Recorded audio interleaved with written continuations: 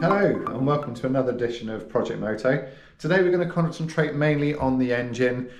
This is one of the first videos I made actually, they're slightly out of sequence, but you'll see I've done a little bit of work. I've yet to reassemble the engine, but this is basically the condition I found it when I took it apart. So I hope you enjoy the video. Cheers.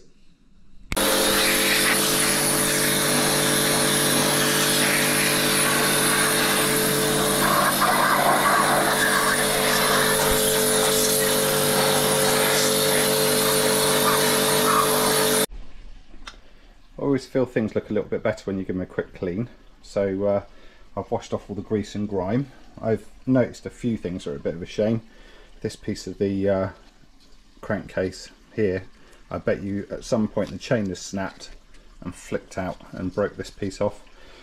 So I might either see if I can get a piece made or make a piece and get someone to weld it in for me. I've just got a bit of cardboard to put my screws in, it's all different lengths. A big bit of cardboard. I'll just fold this up, just make it easier when I come to put it back together again, because my memory is shocking. Let's just lever this away gently.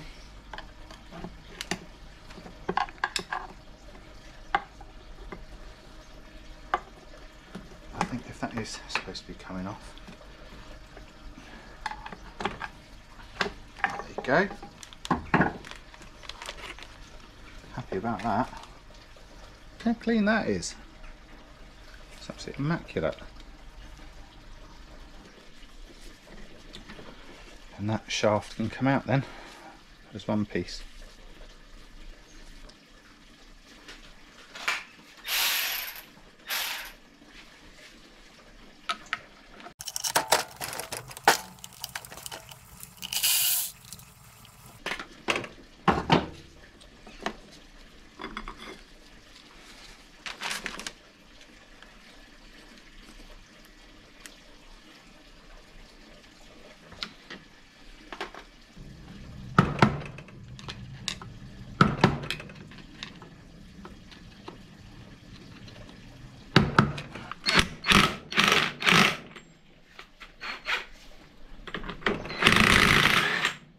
Did it?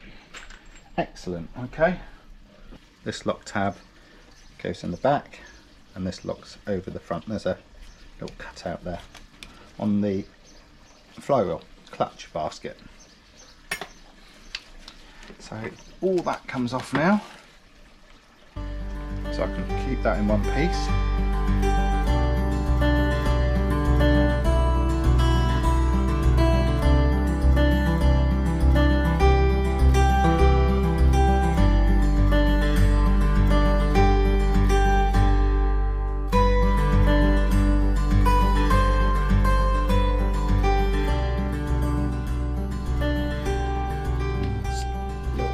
Here for the clutch lever, just comes out and locates that way around, and the spring goes round this peg here on the other side of it.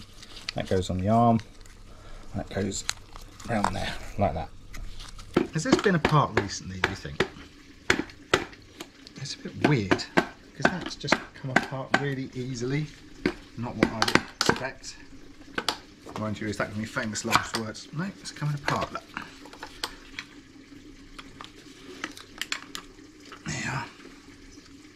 That one, what size? I've got here an 11mm socket which fits really nicely into here. Actually I'm going to drive it this way because it's easier. So that fits nicely into the gudgeon pin hole in the piston. I'm just going to support the piston the other side and I'm going to tap this. Jasper, hello. There's Jasper, look. Say hello. Don't really need your help, Jasper. Not today, thanks. It's really not helpful, is it? So this is what you've got to put up with, isn't it? This is what we've got to put up with. This is not helpful. What do you want? Do you want feeding? Should we go feed you? Otherwise you're not going to leave me alone, are you? Through the gudgeon pin, removing that, taking out the piston. I don't know what's going on with this piston. It literally looks like it's been down with a Mary Rose. It's like covered in barnacles or something. Anyway, removing the small end bearing and putting that to one side. That's going in the bin too. And that's it. Big end totally seized. Look at that. That is crazy. Right. So, in theory, again, this should come apart now, shouldn't it? So if I tap this underneath here, get some movement. Here. And we're moving, that's it, we're apart. Look at that. So I can pull that out of there now. The selector fork runs in that middle groove there. Okay. So put that to one side. There's a needle roller bearing here that sits on the end of the gearbox, on the end of the gears there, and then we've got the same on this side, and the gear selectors run in this groove and this groove here. I think that should be loose. I need to use both hands again. Now it's loose, let's have a look. So the gear selectors run in that slot and that slot. Okay. So I've just knocked this from underneath and it's become loose. It's still tight. So you are seeing this for the first time in God knows how many years as it becomes loose. So where shall we put you? So yeah. Okay.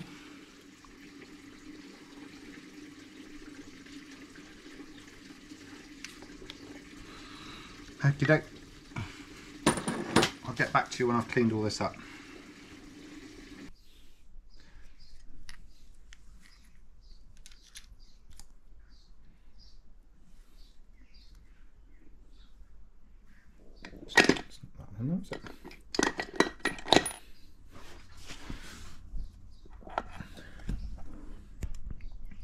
I noticed that this gearbox bearing has a lot of play in it, so that needs replacing. The rest of them are actually okay. The needle roller bearings are fine. The bearing on the other side, I've just thrown all over the place, is actually fine. There's no play in that. So we need to find one of these. So I cleaned the cylinder heads off just to make sure that they are 350 cylinders, although I had measured the bores and the pistons to ensure that it's the right size.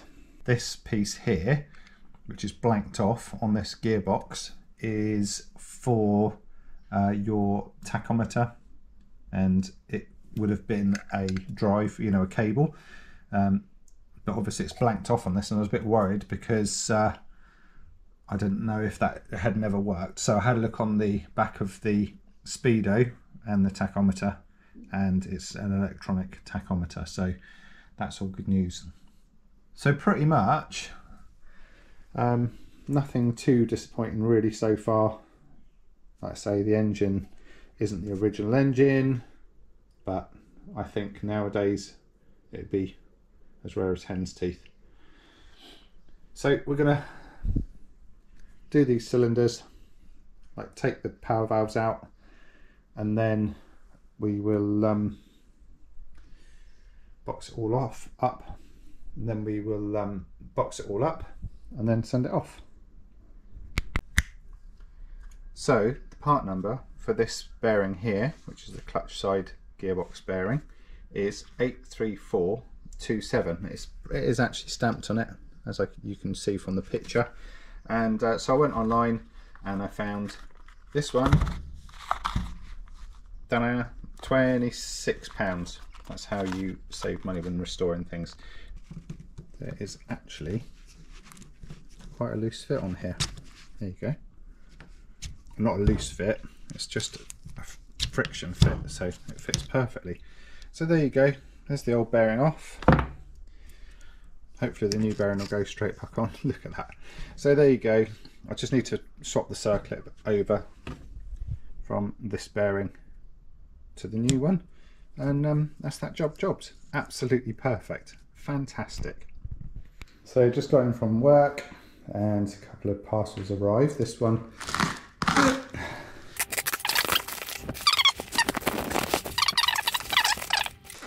because genuine ones are in short supply now, and if you buy genuine ones you generally pay about £150 each for them, and I think these ones were around 120 for three. They're multi-directional ones, so you can fit them left and right and front and back, because it's the same ones front and back. So this is the other parcel that's arrived. This is the bit I've been waiting for. It's quite exciting really. So this is the crankshaft and the cylinders, and also should be pots and the pistons, gaskets, bearings, seals, virtually everything that I require for the engine. I got these from a company called Grampian Motors in Liverpool, and they've been very helpful, very good on the phone, and as recommended by Stan Stevens. Anyone who had two-strokes for many a year knows who Stan Stevens is. It was quite expensive all in all, but like I say, I've ordered a full gasket kit. So that is the top end rebuild kit with exhaust gaskets, top end gaskets. Oh, I think it's the whole gasket set, because that's the side gasket set there, base gaskets for the cylinders, what have you.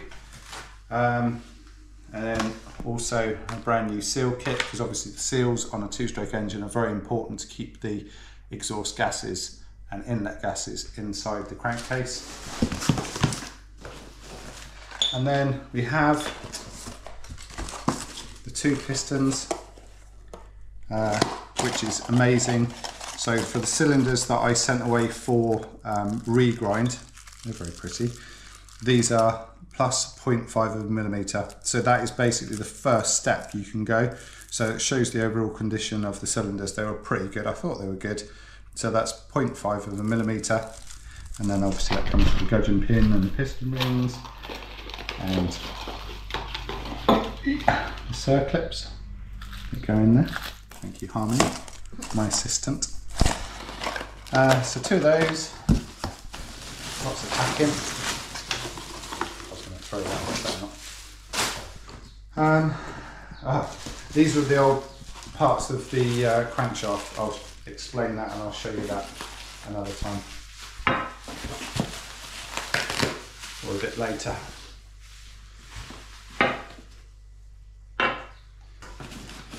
And then, so in here, I won't unpack it all, but this is my reground cylinder, or one of the two. Like I say, these were in remarkable condition considering they've been left outside.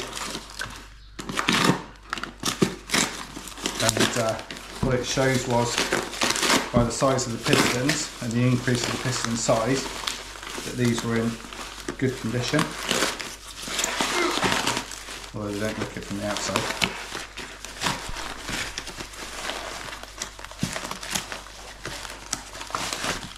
But if you look down through there, you can see the rebore, which is 0.5 bigger, and you can see the cross hatching, which is from the honing afterwards. And all these little cross hatches, these allow a thin film of oil to go down through the cylinder barrel.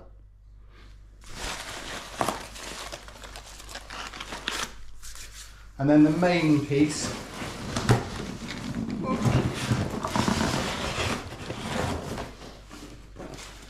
so the long and short of it was the condition of the original crankshaft.